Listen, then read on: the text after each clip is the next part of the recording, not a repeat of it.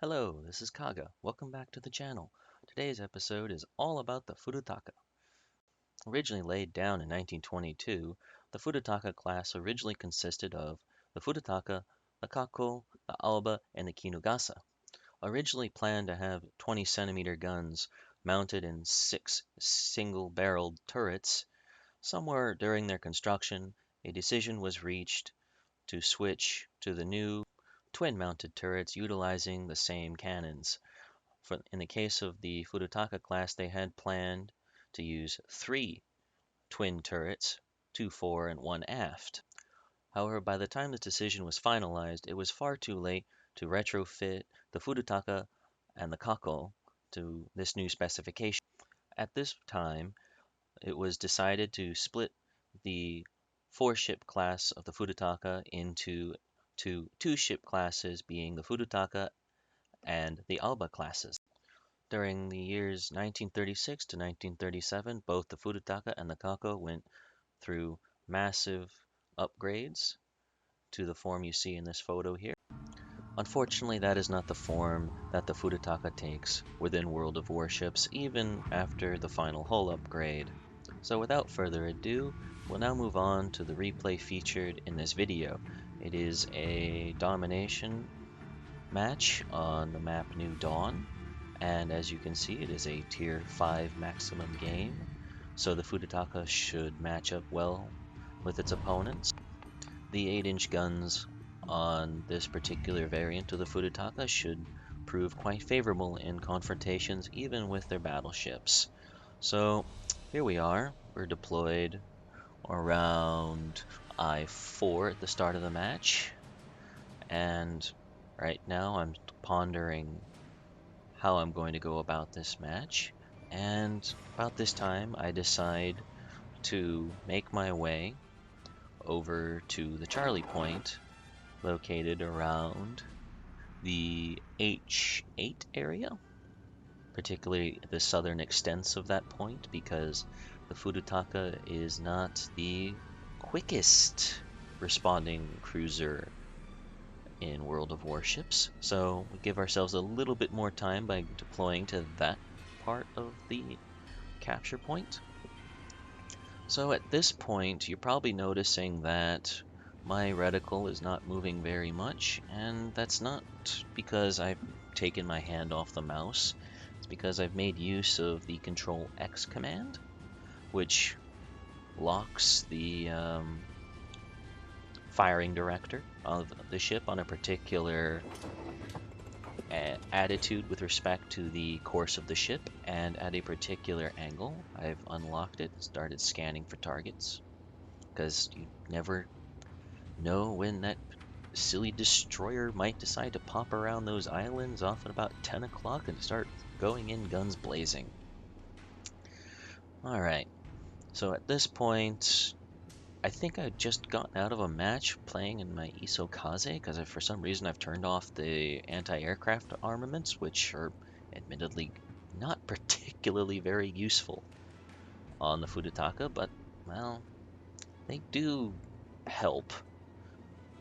I think somewhere around now I realize I should turn those armaments back on, because those fighters are going to just eat up those dive bombers the moment that carrier starts paying attention. And, oh, I tried. So now I'm expecting to engage that battleship. I keep the HE loaded, and then I notice there's a nice tasty minikaze. Now I know most people will tell you that you probably shouldn't bother shooting at the destroyers in the Furutaka because of how long it takes to bring the guns onto target. But as you can see, those are very tight groups, and in an instant we just took out a gun turret, his engine, and knocked him down by over a third of his health. At this point I'm still scanning the skies, and at this point I'm also kind of going between, do I need to engage that destroyer again, or do I need to engage this Myogi? And at the end of the day I chose the Myogi for the reason that the destroyer disappeared behind that smoke screen. They had no point wasting the time. And right there, You can see that managed to capture the Charlie point, and oh, I'm just about reloaded, and there's an enemy Tenryu.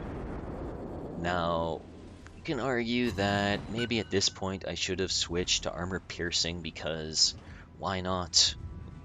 I can citadel him all day long, but as I was looking at considering this particular engagement, I have no idea what is around that cape up ahead of me. So I decided, well, in case there's a destroyer, let me just keep that HE loaded, and at very least maybe I'll be able to wreck him if he comes around. Oh, as you can see, well-placed shots, even with HE, can really cripple the Tenryu.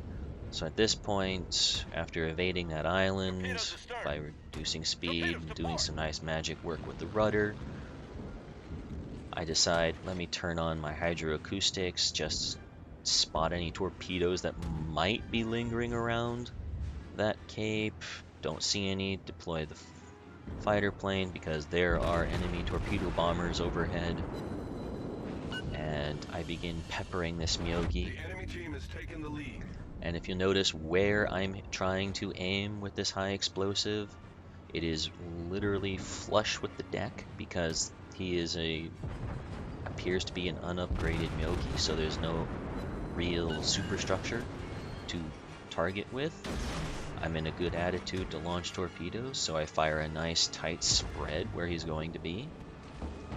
And his attention is not on me, so I am trying to now angle my hull to allow for two things. One, to keep engaging this Myogi, and two, to set myself up for a good run against that South Carolina in the distance. And that's really key with the Furutaka, is considering who is going to be a greater threat to you and how do you address them in a way that maximizes your small frontal silhouette and minimizes the opportunity for them to shoot at you by doing that. And now there's a very tempting target at 2 o'clock in the Bogue, and you're probably wondering, why am I not trying to shift fire that way? It's a Bogue. It's an aircraft carrier, right? Certainly, we need to kill the aircraft carrier. But he's not really a threat to me at the moment. Both in terms of proximity and the fact that just looking at the air groups up there at the moment, I would say that he's a fighter loadout equipped Bogue, so the worst he can throw at me is dive bombers. Just checking there to make certain that those torpedoes aren't going to collide with me. You know how friendly torpedoes are infinitely more dangerous to you than enemy torpedoes? So at this point, oh, look at those. That had to have been high explosive. It had to have been high explosive, but at the end of the day, the South Carolina's wrecked, my engine's out, and I begin turning off to the one side because I had seen those torpedo bombers from the Langley go out and just barely missed them, even with the engine out. South Carolina's gone. This Nicholas fires torpedoes. I still turn my attention that way just in case. HE still loaded. I begin unloading it on the Langley, and as you're about to see, it sets him on fire. Good hits. Took out his engine. Looks like he repaired it immediately so he can launch something. And now wait for the reload. Keep the lead about the same. Ripple fire out another barrage. And now he's burning again in 2 places. Took out some AA turrets while I was at it. All good stuff. And you notice I've not repaired my engine despite the repair consumable coming back online, and that's because, again, I saw those dive bombers coming in, and without engine power, there was no way I could have evaded them. Alternatively, I probably could have used the fighter float plane. Hindsight, right? That's always 20/20. So I'm still keeping my fire firmly on that Langley, trying to come in and out to make certain I don't run aground on this island here. And in a few seconds, both the aircraft carriers will disappear into the seas. And here we go. Derp this shot, I think. Nope, I wait too long, trying to get full salvo on him. And with this, be gone. More astute of you will notice that the enemy controls both Alpha and Bravo points, while we only control Charlie. That being said, there's really no cause to worry at this point. We're ahead in terms of points because we've been slaughtering this front. And now I make the decision to turn towards the Bravo point to deal with the more dangerous of the opponents, that being the Congo and the South Carolina. Just watched our wicks get dealt with by auto drop from beyond the grave, and actually try to make use of the chat to work with our teammates here. We all know how that's going to work out, right? By the way, that's called foreshadowing. Trying to get them to go get the A point because it's more important for us to keep up the cap pressure on them. Those are two battleships. They're very dangerous to us cruisers, and they still have an Omaha, which, given its rate of fire, is very lethal to the Furutaka. So sends out some high explosive. I could pen this guy pretty much all day long with AP, but it's not going to keep up the same DPS I would like, so just try to get him on fire, make him use his repair abilities, and maybe knock out some secondary guns to help our destroyer friends out, get in close. And there's a Phoenix in the background too. At this point I decide I'm not going to try to keep pummeling that South Carolina with my guns, readily move on to the Congo over there, who is, looks like a stock Congo. So have a good chance on there. We got 2 fires in there, a few thousand damage.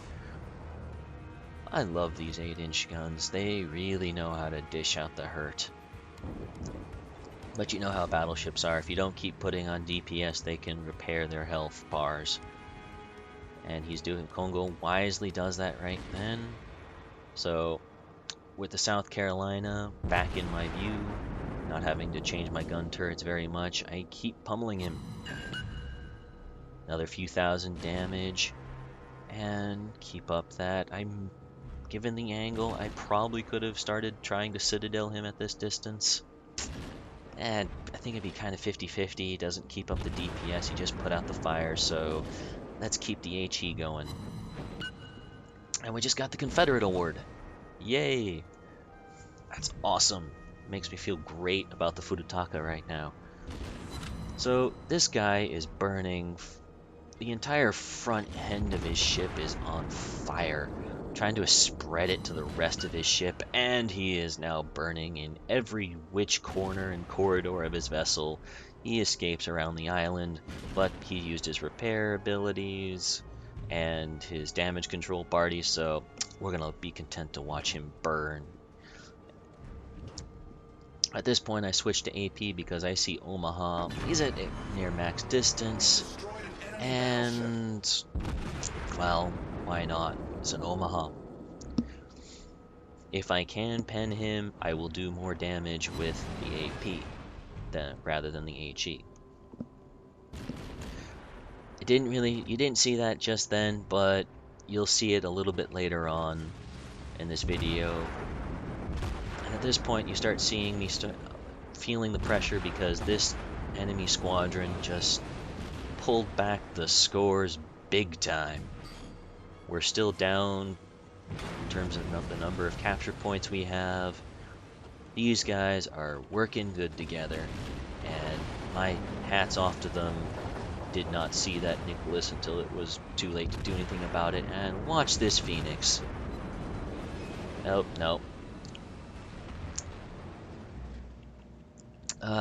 Only one Citadel. shame. I think I put that one just a little low and a little too far in front. And that's really what you need to, one of the tricks you need to understand with the Furutaka is, if at all possible, you load that armor-piercing shell because it will out DPS any foolish cruiser who will try to use HE against you. And you just saw take a good chunk out of him there, that Omaha with 2 Citadel hits. And now he's thinking twice about whether or not he wants to engage the Furutaka. Looks like the friendly destroyer dropped smoke. Unfortunately, I didn't have the great keen awareness to stop firing and make use of it. At this point, I am angling out, and this is probably a bit of a minor misplay on my part. And I say that because I've only got 2 gun turrets on him, and I'm opening up the distance, which, while I can get Citadel penetrations, I probably could have slaughtered this guy had I brought all my guns to bear on him, and this Omaha probably would not have gotten away. Now you see the slow turning rate as the friendly destroyer picks up the kill while the guns are still tracking on target. So right now the scores have been, in terms of numbers of ships, have been pulled back. Have a Furutaka and a Nicholas versus a Congo and an Omaha. A nearly full health Congo at that. So at this point I make a major misplay. Well, 2 major misplays. One, I second guess my initial calculation of the lead, and that causes the shots to land way far in front and short. And second, I stopped maneuvering and gave that Congo an easy Citadel penetration, and probably a few other minor penetrations along the way. And at this point, you can very clearly see that this is going to be a defeat. There is no way we can pull this back. At the very least, for pride's sake, let's see if we can kill this Omaha. So I turn in, try to keep the guns on target, keep firing, and nope, those didn't connect. I think I was starting to feel a bit of the pressure right now, because this is not how I usually aim.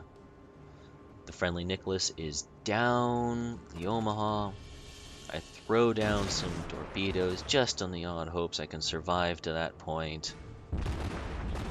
Put on another salvo, down to 1200 health.